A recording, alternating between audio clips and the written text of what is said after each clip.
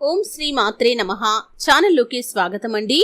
రేపే అమావాస్యకి ముందు వస్తున్న సోమవారం. లవంగాలు దొడ్డుప్పుతో ఇలా చేస్తే కనుక మీ జీవితంలో ఊహించని విధంగా ధనలాభం కలుగుతుంది. ఈ అద్భుతమైన పరిహారాన్ని ఖచ్చితంగా చేయండి. మీరు అపార ఐశ్వర్య యోగాన్ని పొందుకుంటారు.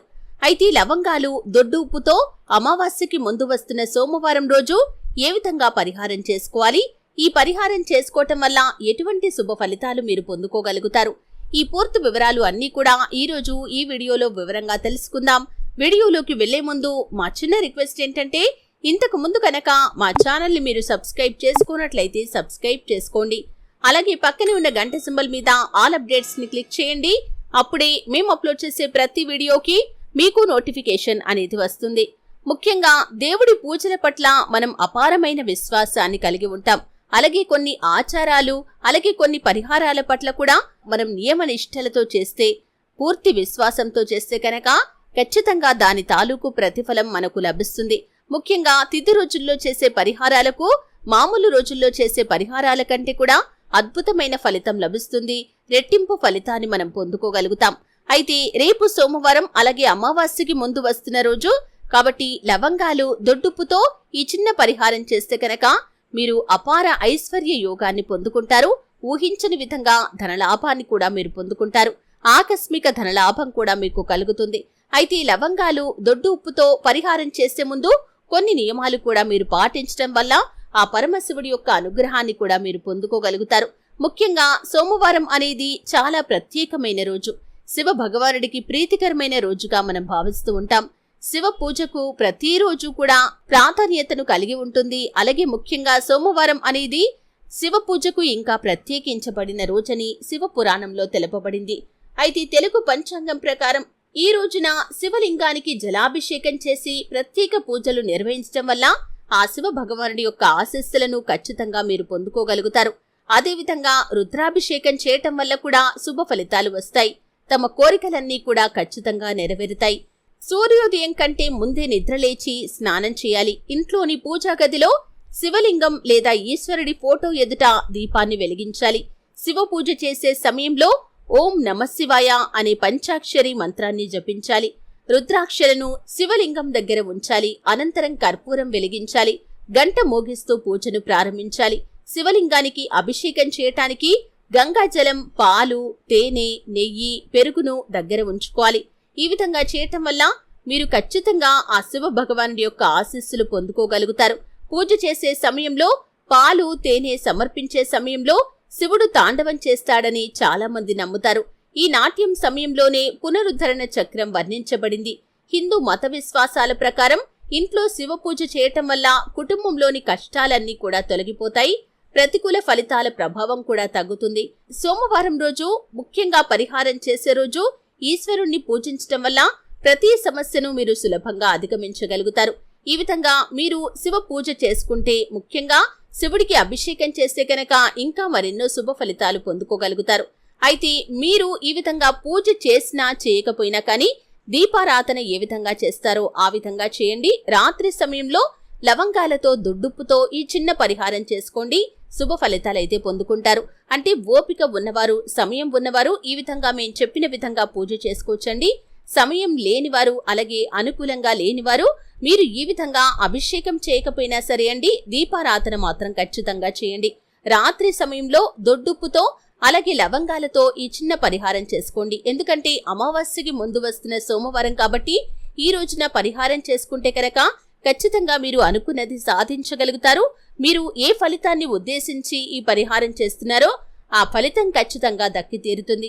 అయితే రేపు అమావాస్యకి ముందు వస్తున్న సోమవారం రోజు మీరు దీపారాధన మాత్రం ఖచ్చితంగా చేసుకోవాలి. ఉదయం సమయంలో సూర్యోదయానికి ముందే లేచి శుచిగా స్నానం చేసి మీరు ఇంటిని శుభ్రపరచుకోండి. అలాగే పూజా మందిరాన్ని కూడా శుభ్రపరచుకుని మీరు శుచిగా స్నానం చేసి దీపారాధన చేసుకోండి. ఈ విధంగా దీపారాధన చేసుకున్న తర్వాత మీరు నైవేద్యంగా ఏదైతే ఆ భగవంతుడికి సమర్పిస్తారో దాన్ని ప్రసాదంగా కుటుంబ సభ్యులు అందరూ కూడా స్వీకరించండి. రాత్రి సమయంలో ఎవరూ చూడకుండా లవంగాలు అలాగే దొడ్డు ఉప్పుతో ఈ చిన్న పరిహారం చేసుకోండి. ఈ విధంగా చేయటం వల్ల మీ జీవితంలో ఊహించని విధంగా ధనలాభం కలుగుతుంది. మీ జీవితంలో మీరు అనుకున్న ఫలితాలను సాధించగలుగుతారు. రాత్రి భోజనాది కార్యక్రమాలు అన్ని కూడా ముగించుకున్న తర్వాత గళ్ళల ఉప్పును ఒక గాజు బౌల్లో తీసుకోండి. గాజు బౌల్ని ఎందుకు తీసుకోవాలి అంటే కనుక గాజు పాత్ర ఏదైతే ఉందో అది నెగటివ్ ఎనర్జీని కొంతవరకు లాక్కునే శక్తిని కలిగి ఉంటుంది. కాబట్టి ముఖ్యంగా పరిహారాల కోసం గాజు పాత్రను వినియోగిస్తూ ఉంటాం. ఈ విధంగా గాజు పాత్ర అందుబాటులో లేకపోతే మట్టి పాత్రను కానీ తీసుకోవచ్చండి. మట్టి పాత్రలో కానీ గాజు పాత్రలో కానీ గళ్ళల ఉప్పును వేయండి. అంటే కల్లుప్పు, రాళ్ళుప్పు ఇలా ఒక్కొక్కరు ఒక్కొక్క పేరుతో పిలుస్తూ ఉంటారు. ఈ యొక్క ఉప్పును ఆ యొక్క గాజు బౌల్లో కానీ మట్టి పాత్రలో కానీ వేసిన తర్వాత దానిపైన 7 లవంగాలు కానీ లేకపోతే 11 లవంగాలు కానీ వేయండి. ఈ విధంగా లవంగాలను 7 కానీ 11 కానీ వేసిన తర్వాత చిటికెడు పసుపు, చిటికెడు కుంకుమ వేయండి.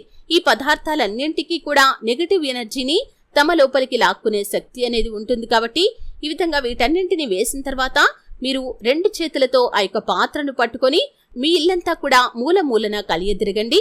మనసులో సంకల్పం చెప్పుకుంటూ వెళ్ళండి. అంటే మీరు కానీ మీ కుటుంబ సభ్యులు కానీ ఎటువంటి సమస్యలతో బాధపడుతున్నారో ఆ సమస్యలన్నీ కూడా తీరిపోవాలని మీ మనసులో సంకల్పం చెప్పుకుంటూ ఈ విధంగా పాత్రను పట్టుకొని ఇంట్లోని మూలమూలలు అన్ని కూడా తిరగండి. అలాగే మీరు కిచెన్ రూమ్ లో కూడా తిరగండి.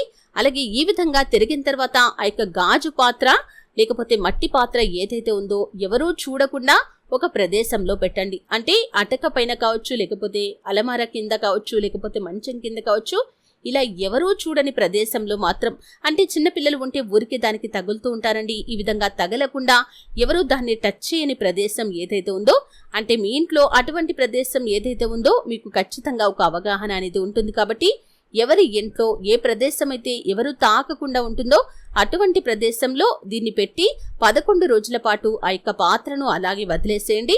11 రాత్రులు గడిచిన తర్వాత, అంటే మీరు ఈ రోజు పరిహారం చేస్తే ఈ రోజు రాత్రి నుండి లెక్క పెట్టుకోవాలండి. 11 రాత్రులు గడిచిన తర్వాత ఆ మరుసటి రోజు ఉదయాన్నే మీరు ఆ యొక్క గళ్ళల ఉప్పు అలాగే లవంగాలు పాత్ర ఏదైతే ఉందో దాన్ని తీసుకుని వెళ్లి నెచ్చిన ప్రదేశంలో కానీ, ప్రవహించే నీరు మీకు అందుబాటులో ఉంటే దాంట్లో కానీ వేసేయండి. ఒకవేళ ఇది ఏది అందుబాటులో లేకపోతే కనుక ఒక కవర్లో ఆ యొక్క పదార్థాలన్నీ కూడా పోసేసి మీరు దాన్ని ముడివేసి డస్ట్బిన్ లో పారవేసి మీరు చక్కగా స్నానం చేసి దీపారాధన చేసుకోండి. ఒకవేళ మీకు వీలు కాకపోతే, అంటే పరిహారం చేసిన వారికి ఈ విధంగా వీలు కాకపోతే కుటుంబ సభ్యుల్లో ఎవరో ఒకరు దీపారాధన చేసుకోవచ్చండి.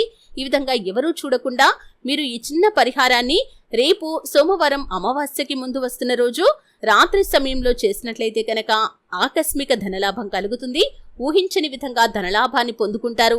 ఈ విధంగా అద్భుతమైన పరిహారాన్ని చేసి చూడండి.